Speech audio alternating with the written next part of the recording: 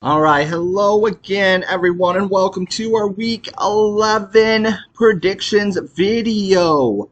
A little late sending this one out. It was a close Michigan game. I was actually going to send this out and do this at halftime, but man, that game was a lot closer than it should have been. A little bit stressful. I needed to wait until the game was over to fully concentrate on working on this video. So, but good news for all you Michigan fans out there, they did win and they stay undefeated. And as of right now, Ohio State is also winning, which they're expected to against Minnesota. So that should set up again the game of the year next week.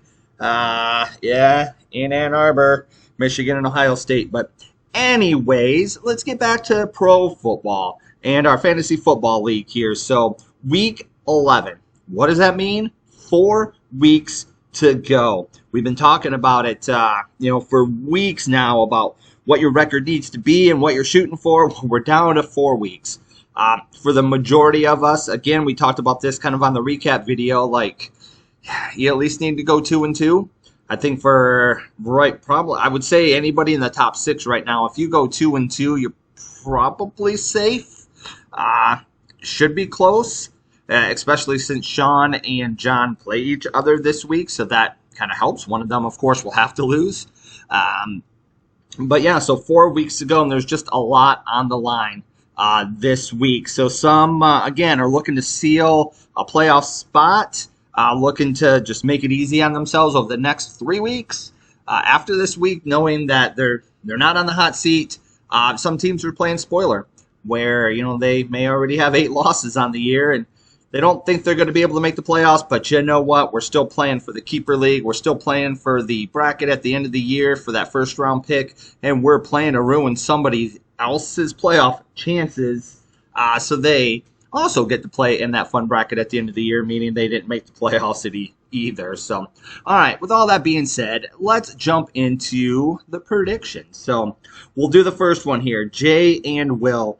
Unfortunately, Will, man, 2-8. It's been a struggle all year. Injuries. I know he just did a trade and moved some pieces around, so I'm glad that he's still engaged. He's still trying to win. This right here, this would be an amazing upset. So, of course, I'm rooting for Will. It would be great for him to knock out Jay, who's sitting at 7-3 as of right now, one of the top teams in the league. So I would love to pick Will with this upset, but you can't. His team just unfortunately doesn't match up with what Jay has, especially since Jay already has Lamar, who scored about 24 points. Jay's got the quarterback edge. He's got the running back edge. Henry just doesn't score a lot anymore. And the wide receiver edge, tight end, I say, is kind of a toss-up, assuming that Will switch out his tight end. And if he's got to pick up somebody on the waiver wire, it's probably not going to be much more than 6 points anyways, because I don't think he's got an extra tight end on his bench. He doesn't, so he'll have to pick up somebody. So, unfortunately, I can't pick Will here. I got to go with Jay. So, Jay, here you go. I'm picking you. I believe in you this week.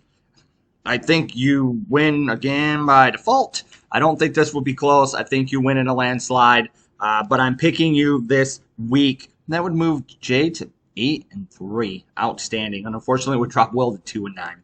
Next, let's see who we got next. Ian and Josh. Well, let's see. Ian, of course, 8-2. Josh, 3-7, fighting for his playoff life.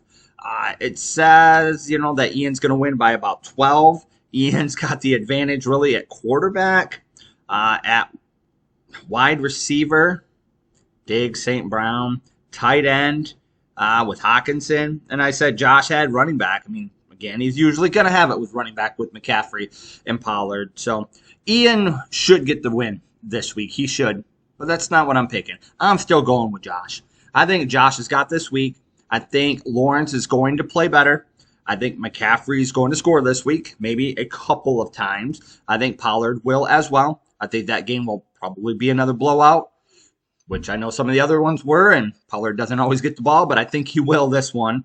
I just believe in Josh's team this week. I think behind quarterback and running back play, he's going to score just enough points to upset Ian this week and drop Ian down to 8-3 and move Josh up to 4-7 with just a small hope still of making the playoffs. So let's see, next one, Jeremy and Adam. You guys probably already know which way I'm picking. I told you that I believe in Adam's team. Adam just now made a trade, made his team honestly stronger as long as he gets solid quarterback play out of Murray because he traded away Hurts.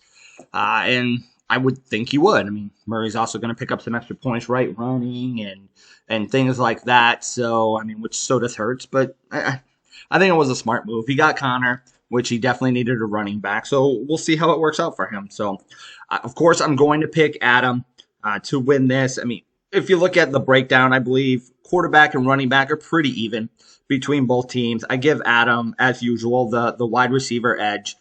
He's just, with those big names of Adam, Kupp, Chase, even though Chase only scored 9 points. But unfortunately, tight end, I mean, I'll also give that advantage to Adam. Mark Andrews went out, and I believe out for the season. I'm going to double check. Not too worried about Burrow. No, dealing with ankle.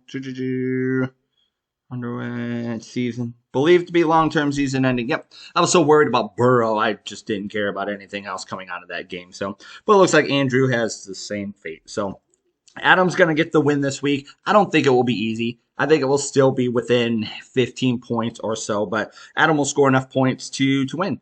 And then, just like Josh, fighting for his playoff life, would be at 4-7, dropping Jeremy down to 2-9. Next, then, Sean and John. And I've got this one listed as my game of the week for a couple of reasons. One, I mean, they're 5-5, right? That's a big deal. They're sitting in, if I remember right, 6th and 7th spot as of right now. But you can't afford a loss. One of these teams are going to have a loss. Move them down right to 5-6, and one's going to get the win and move up to 6-5. So you're already outside the playoffs looking in. Taking a loss there is just going to put you even farther, and it's going to be harder to make it. So both these teams really want this win. And look at the predictions. I mean, they're within, 0.6 some points? So it's going to be really close. When I looked at the breakdowns, I said John, just because he has Mahomes, has that advantage. I gave Sean the running back advantage with Gibbs and Walker. Everything else I said was kind of in the middle. Ultimately, it's a coin flip. And when it's a coin flip, I think we all know which way I go. I just don't usually pick Sean. And I'm not doing it this week. Again, nothing personal, but I'm going with John. John, I think that you're going to get enough points. Mahomes, hopefully, will be that extra. Maybe he'll get you those couple of extra points that will put you over the edge. I know Lamb and Hill, they're going to be pretty close to each other, but, typical blowouts, right, for Dallas. Usually they lean heavily on Lamb, and he could score, 25, 30 points. I just think that's going to happen. So I think John's going to get enough points this week to win. And he'll be the one moving to 6-5 and dropping Sean down to 5-6. And yes, Sean, I did see what your team did last week. Yes, I know how dominant you were. I'm still picking John this week. The next one, then, we've got Clint versus Dez. Clint, just like we said before, living on the edge, winning weeks by less than a point and just craziness. Well, you know what? That's changing this week. The matchup is, as you can see, says to be very close. I mean, I give the quarterback edge to Clint, running back edge. I say it's kind of in the middle since they both already had running backs play. And look at that. How more even can you be than they both scored exactly 21 points? And then Eckler versus Etienne. I know Eckler, is projected more, but they use Etienne like crazy in there. I could see that being also even. Wide receiver, I gave that to Dez. Just because, Boyd already played, only scored 5, so that was kind of a deciding factor. And then tight end, of course, I'll give that edge to Kelsey, to Clint. But here's what I'm predicting. You ready for this one, Clint? It's going down to Monday night. You need, 18, 19 points from Kelsey. Very possible he scores a ton early. You're feeling good. Goes down to the end of the game. You need one catch to win the game, and you don't get it this time. You don't win by point something. You actually lose. I have by 0.20 points. Just to make it fun, right? Because I think that's the only Monday night play for both of you. Yep. So it will come down to Kelsey, and if he can score enough of what Clint's down, and I'm saying he falls just a little bit short, just so he can feel what it's like to be on the other end and losing a very close matchup at the very end, late Monday night. It's just crazy how it always goes into Monday and typically the end of the game. But anyways, I'm saying Dez. I'm giving Dez the edge this week and saying he's going to win an incredibly close game between him and Clint. So that would move Dez, up to 7-4 and drop Clint down to 7-4. Last one, myself and my brother Jake. Oh, bro, that sucked. Man, of course, I watched the game. I saw the injury. I saw him practicing or trying on the sideline. I saw him try to throw the ball. And as soon as he tried to throw it and he dropped it and he gripped his hand, I'm like, that's just not a sprain. That's awful. And then, of course, once the news came out that he's out for the season, even more brutal. So, and it's bad on me for not having a backup. I mean, I've had a backup.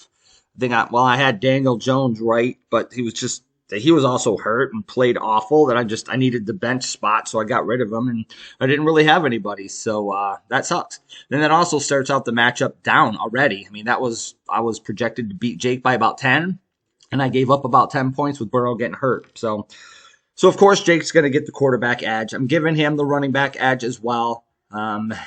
For Chicago, I don't know what route they're even going right now with Foreman being questionable. You can't see the IR on here, but But I know they're in